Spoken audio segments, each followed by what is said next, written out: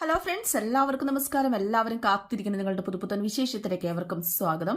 അങ്ങനെ ഗൗരി ശങ്കറിന്റെ റൂമിലേക്ക് ഇങ്ങനെ, അതായത് അവരുടെ ഗ്രൂപ്പിലേക്ക് ഇങ്ങനെ കയറി വരികയാണ് കേട്ടോ. കഥയൊക്കെ അടച്ച് ആ സമയത്ത് നമ്മുടെ ശങ്കർ പറഞ്ഞു, ഞാൻ ഒന്ന് പുറത്ത് പോയിട്ട് വരാം.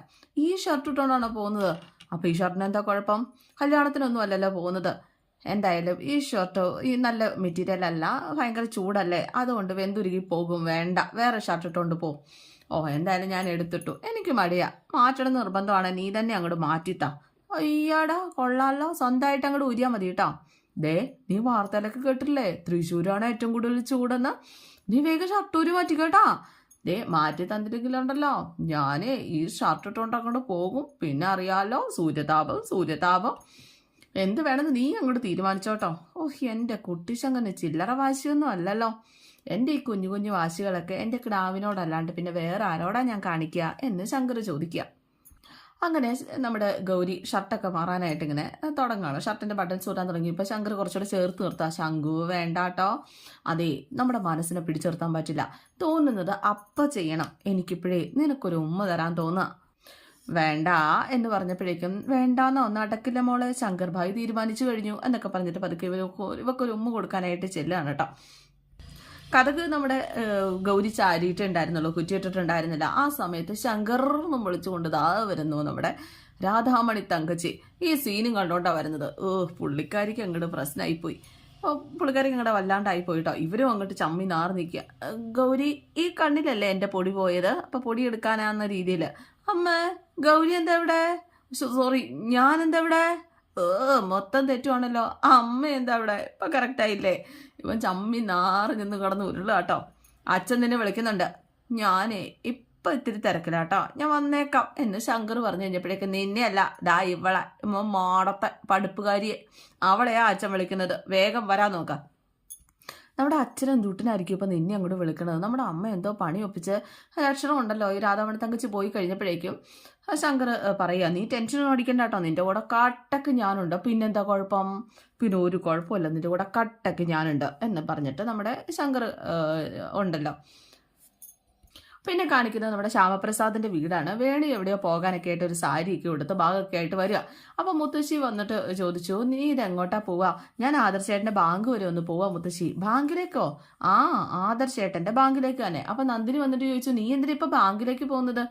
അല്ല, ഞാൻ കണ്ടിട്ടില്ലല്ലോ, ഇതുവരെ ഞാൻ കണ്ടിട്ടില്ല നമ്മുടെ ചുള്ളൻ ജോലി ചെയ്യണ സ്ഥലം. അത് കണ്ടിട്ട് ഒരു ഭാര്യയുടെ കടമയല്ലേ, അതുകൊണ്ട് പോണതാ. പിന്നെ കുറച്ച് ഷോപ്പിംഗും കാര്യങ്ങളൊക്കെ ഉണ്ട്. ഈ വീട്ടിലേക്ക് വേണ്ട സാധനങ്ങൾ ഞാൻ മേടിച്ചിട്ട് വരാട്ടോ എന്നൊക്കെ പറഞ്ഞു കഴിഞ്ഞപ്പോഴേക്കും നന്ദിനിയമ്മ പറഞ്ഞു, എന്നാൽ ഒരു കാര്യം ചെയ്യാം, നിനക്ക് സ്ഥലമൊന്നും അറിയാൻ പാടില്ലല്ലോ, ആരതിനെയും കൂട്ടി വിടാം. അയ്യോ, ആരതിക്ക് പഠിക്കാനില്ലേ, അതുകൊണ്ട് വേണ്ട. അത് സാരമില്ലെന്നേ, അത് ഞാൻ കൂട്ടി വിടാം എന്നൊക്കെ പറഞ്ഞപ്പോഴേക്കും വേണി നിർബന്ധം പിടിക്കുക. വേണ്ട വേണ്ട വേണ്ട, ഞാൻ തന്നെ പോക്കോളാം, എനിക്കിതൊക്കെ പഠിക്കണമല്ലോ, തന്നെ പോയാലേ പഠിക്കുള്ളൂ, ഞാൻ പെട്ടെന്ന് ഇങ്ങ് വരുമല്ലോ എന്നൊക്കെ പറഞ്ഞ് വേണി നിർബന്ധം പിടിക്കുകയാണ്. അങ്ങനെ വേണി പോവാം. വേണിക്ക് അറിയാലോ എന്തിനാ, നല്ല നിങ്ങൾക്കറിയാലോ എന്തിനാ വേണി അങ്ങോട്ടേക്ക് പോകുന്നതെന്ന്. എന്തായാലും ആദർശേട്ടൻ ജോലി ചെയ്യുന്ന സ്ഥലം കാണാൻ വേണ്ടി മാത്രമല്ല വേണി പോകുന്നത് അല്ലേ, ആദർശേട്ടൻ്റെ കൂടെ ജോലി ചെയ്യുന്ന ആ പുതിയ സ്റ്റാഫിനെ കാണാൻ വേണ്ടി കൂടിയാണ് വേണിയുടെ ആ പോക്ക്. എന്തായാലും പിന്നെ കാണിക്കുന്നത് നമ്മുടെ രഞ്ജു, അതായത് ഓഫീസിലെ ആ പുതിയ സ്റ്റാഫ്, തലയ്ക്ക് വയ്യാതെ എന്നല്ല, എന്തോ വയ്യാതെ പുള്ളിക്കാരി ഇങ്ങനെ കിടക്കുകയാണ്. അപ്പോൾ എനിക്ക് എന്ത് പറ്റിയെന്നൊക്കെ ചോദിച്ച് ആദർശ് വരും. അപ്പോൾ എനിക്ക് BP യുടെ പ്രശ്നമുണ്ട്, ലോ ആയി എന്നാണ് തോന്നുന്നത്, എനിക്ക് ഭയങ്കര ക്ഷീണം, എനിക്ക് ഒട്ടും പറ്റുന്നില്ല, എനിക്കൊന്ന് വീട്ടിൽ പോകണം, ഒന്ന് കിടക്കണം എന്നൊക്കെ പറഞ്ഞു കഴിഞ്ഞപ്പോഴേക്കും എന്നാൽ ഹോസ്പിറ്റലിൽ പോകാമെന്ന് ആദർശ് പറയുക. അയ്യോ, അത് വേണ്ട, എനിക്ക് വീട്ടിൽ പോയാൽ മതി, ഇടയ്ക്ക് വരുന്നതാണ് എന്നൊക്കെ ഈ പെണ്ണും പറഞ്ഞു കേട്ടോ. എനിക്ക് സ്കൂട്ടി 2 വീലറിൽ പോകാനായിട്ട് ബുദ്ധിമുട്ടുണ്ട്, നല്ലൊരു ക്ഷീണം പോലെ, ഒരു കോൺഫിഡൻസ് ഇല്ല, എനിക്കൊരു ഓട്ടോ വിളിച്ച് തരാമോ എന്ന് ഇങ്ങനെ ചോദിക്കുക. അപ്പോൾ ആദർശ് പറഞ്ഞു, ഓട്ടോയുടെ ആവശ്യമില്ല, ഞാൻ കൊണ്ടുവിട്ടാം, നിന്നെ താമസിക്കുന്നിടത്ത് കൊണ്ടാക്കിയിട്ട് ഞാൻ ഇങ്ങോട്ട് വരാം. അപ്പം ആദർശേനെ ഇവിടെ തിരക്കില്ലേ, ഇന്ന് നല്ല വർക്കുള്ള ദിവസമല്ലേ എന്ന് ചോദിച്ചപ്പോഴേക്കും, അത് സാരമില്ല, വന്നിട്ടാണേലും ചെയ്യാമല്ലോ, ഇതിന് മാത്രം സമയം വേണ്ടല്ലോ നിന്നെ അവിടെ വരെ ഒന്ന് കൊണ്ടുവിടാനായിട്ട്, നീ ഒന്നും പറയണ്ട, ഞാൻ കൊണ്ടുവിടാം എന്നൊക്കെ പറഞ്ഞിട്ട് ആദർശ് പെണ്ണിനോട് ഇങ്ങനെ പറഞ്ഞിട്ട് വണ്ടിയുടെ കീ എടുക്കാനൊക്കെ ആയിട്ട് പോവാട്ടോ. അന്നേരം ഇവളൊരു ചിരിക്കുന്നുണ്ട്. അതായത് ഇവൾക്ക് ഒരു തേങ്ങയില്ല എന്ന് അന്നേരം നമുക്ക് മനസ്സിലാകും കേട്ടോ, അവൾക്ക് ഒരു കുഴപ്പമില്ല എന്ന് അന്നേരം മനസ്സിലാകും. എൻ്റെ പൊന്നെ, ഈ തേങ്ങ എന്ന് പറഞ്ഞപ്പോഴാണ് ഓർത്ത, എൻ്റെ പൊന്നോ, ഈ ജാസ്മിൻ്റെ ബിഗ് ബോസിലെ ജാസ്മിനെ കണ്ട് തേങ്ങ മാങ്ങ ചക്ക എന്നൊക്കെ അറിയാണ്ട് വായി വരാ. ശരിയാട്ടോ, ഇങ്ങനെയുള്ള പരിപാടികളൊക്കെ വന്നു കഴിഞ്ഞിട്ടുണ്ടെങ്കിൽ നമ്മുടെ വായിൽ ഇങ്ങനെയാണ്, പിള്ളേരുടെ വായിൽ എന്തായിരിക്കും? എന്തായാലും അതൊക്കെ പോട്ടെ. അപ്പോൾ ഞാൻ പറഞ്ഞു വന്നത് ഈ പെണ്ണിന് എന്തോ ഒരു ഗൂഢ ലക്ഷ്യമുണ്ട് എന്നുള്ളത് തന്നെയാണ്. പിന്നെ കാണിക്കുന്നത് ചാരങ്ങാട്ട് വീടാണ്. ചാരങ്ങാട്ട് വീട്ടിലെ ഹാളിൽ എല്ലാവരും ഉണ്ട്. ഗൗരിയും ശങ്കറും കൂടെ ഇറങ്ങി വരിക. എന്താ എല്ലാവരും ഒന്നും മിണ്ടാതിരിക്കുന്നത്? ശേഖരനില്ല കേട്ടോ. എന്താ ഒന്നും മിണ്ടാതിരിക്കുന്നത്? ഇവിടെ എന്തെങ്കിലും പ്രശ്നമുണ്ടോ എന്ന് ശങ്കർ ചോദിച്ചപ്പോൾ ഒരു പ്രശ്നവും ഇല്ല, എനിക്കൊരു കാര്യം അറിയണം. അച്ഛൻ എന്താ അറിയേണ്ടത്? ഹോസ്പിറ്റലിൽ നിന്ന് കമലയുടെ റിസൾട്ട് കിട്ടി, ശേഖരനെ പോയി മേടിച്ചുകൊണ്ട് വന്നിരിക്കുന്നത്. ഇതിൽ എന്തുട്ടാ എഴുതി വെച്ചിരിക്കുന്നതെന്ന് ഒന്ന് അറിയണം. ഓ, ഇതാണ് അത്ര വലിയ കാര്യം, അത് ഡോക്ടറോട് ചോദിച്ചാൽ പോരെ? എൻ്റെ മസിൽ മോന് അത് ചോദിച്ചറിയാനുള്ള ബുദ്ധിയില്ലല്ലോ. അങ്ങനെ ഒരു ബുദ്ധി ഉണ്ടായിരുന്നു, ഞാൻ എൻ്റെ മസിൽ മോനെ എന്ന് വിളിക്കുമായിരുന്നു. അവനെ ആ മസിൽ മോനെ എന്ന് വിളിക്കത്തില്ലല്ലോ, അവനെ മസിൽ മാത്രമേ ഉള്ളൂ, ബുദ്ധിയില്ല. റിപ്പോർട്ട് കിട്ടി, അതും വാങ്ങിച്ചോണ്ട് അവൻ ഇങ്ങോട്ട് പോകുന്നു. ഇതിനകത്ത് ഇനിയിപ്പോൾ എന്താ എഴുതി വെച്ചേക്കണമെന്ന് അറിയാൻ പാടില്ല. ഇവക്കൊരു കുഴപ്പമില്ലെന്നായിരിക്കും റിപ്പോർട്ടിൽ എന്ന് രാധാമണി തങ്കച്ചി പറഞ്ഞപ്പോഴേക്കും, രാധേ ഇത് നല്ല ഇംഗ്ലീഷിലാണ് എഴുതി വെച്ചിരിക്കുന്നത്, ഇംഗ്ലീഷ് വായിക്കാൻ നിനക്ക് അറിയത്തില്ലല്ലോ, പിന്നെ എങ്ങനെയാണ് ഈ റിപ്പോർട്ടിലെ കാര്യങ്ങൾ ഇങ്ങനെ പറഞ്ഞുകൊണ്ടിരിക്കണത്? ഒന്നും അറിയത്തുമില്ല, ചുമ്മാ കുണുകുണു പറഞ്ഞോളൂ. അപ്പോഴേക്കും ഈ റിപ്പോർട്ട് ഇംഗ്ലീഷിലാണോ? അതിപ്പോൾ വായിച്ച് മനസ്സിലാക്കണം, അത്രയല്ലേ ഉള്ളൂ. ഗൗരിയല്ലേ നിൽക്കണത്, ഗൗരിക്ക് ഇംഗ്ലീഷ് അറിയാമല്ലോ. അപ്പോഴേക്കും നമ്മുടെ ശങ്കറിനൊരു ചമ്മല്, ഞാൻ പിള്ളയോട് ഇങ്ങോട്ടേക്ക് വരാൻ പറഞ്ഞിട്ടുണ്ട്, പിള്ളയോട് കറക്റ്റായിട്ട് വായിച്ച് തരാനായിട്ട് പറയാം. അപ്പം ശങ്കർ ചോദിച്ചു, പിന്നെന്തിനാണ് ഗൗരി ഇങ്ങോട്ടേക്ക് വിളിച്ചത്? വലിയ ജാടയൊന്നും കാണിക്കാതെ റിപ്പോർട്ട് ഇങ്ങോട്ട് തന്നെ. നമുക്ക് ഒരു ഇംഗ്ലീഷിൻ്റെ ഒരു തേങ്ങ അറിയത്തില്ല എന്ന് ഗൗരിക്ക് നന്നായിട്ട് അറിയാം, അതുകൊണ്ട് പേടിക്കേ വേണ്ട.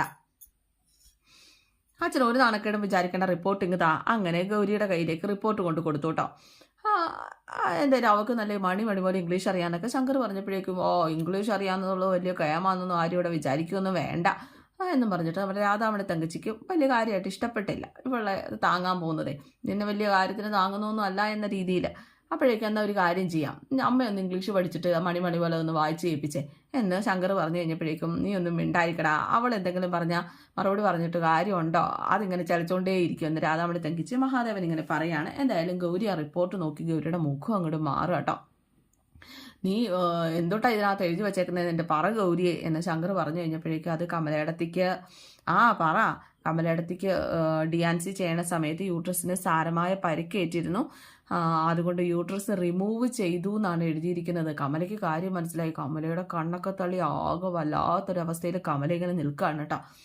അപ്പം നീ എന്തൊട്ടായി പറയണത്? മര്യാദയ്ക്ക് വ്യക്തമായിട്ട് പറ എന്ന് ശങ്കർ ഇങ്ങനെ പറയുക. അതെന്താണെന്നും വ്യക്തമാക്കി തരാൻ പറഞ്ഞു കഴിഞ്ഞപ്പോഴേക്കും, യൂട്രസ് റിമൂവ് ചെയ്തു, അതുകൊണ്ട് കമലയിടത്തേക്ക് ഇനി ഒരിക്കലും അമ്മയാകാൻ സാധിക്കില്ല എന്ന് പറഞ്ഞതും രാധാമണി തങ്കച്ചി എല്ലാവരും അന്തം വിട്ട് പോയിട്ടോ.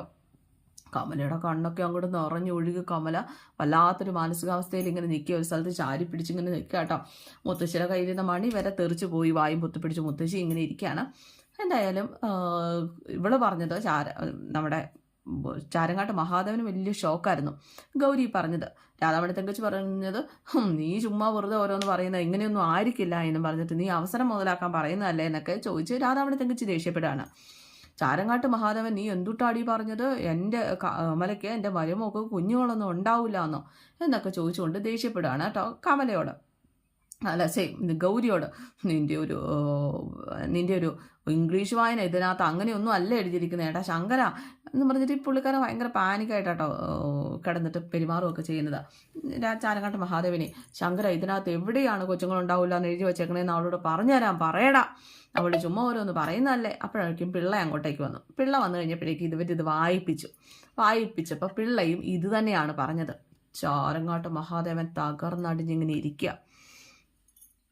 പിള്ള കൂടി അത് പറഞ്ഞതോടുകൂടി ചാരങ്ങാട്ട് മഹാദേവൻ ആകെ തകർന്നു. ഒരു കുഞ്ഞിക്കാല് കാണാൻ അല്ലെങ്കിൽ ഒരു പേരക്കുട്ടിയെ വേണമെന്ന് ഏറ്റവും കൂടുതൽ ആഗ്രഹിച്ച ഒരാളാണ് ചാരങ്ങാട്ട് മഹാദേവൻ.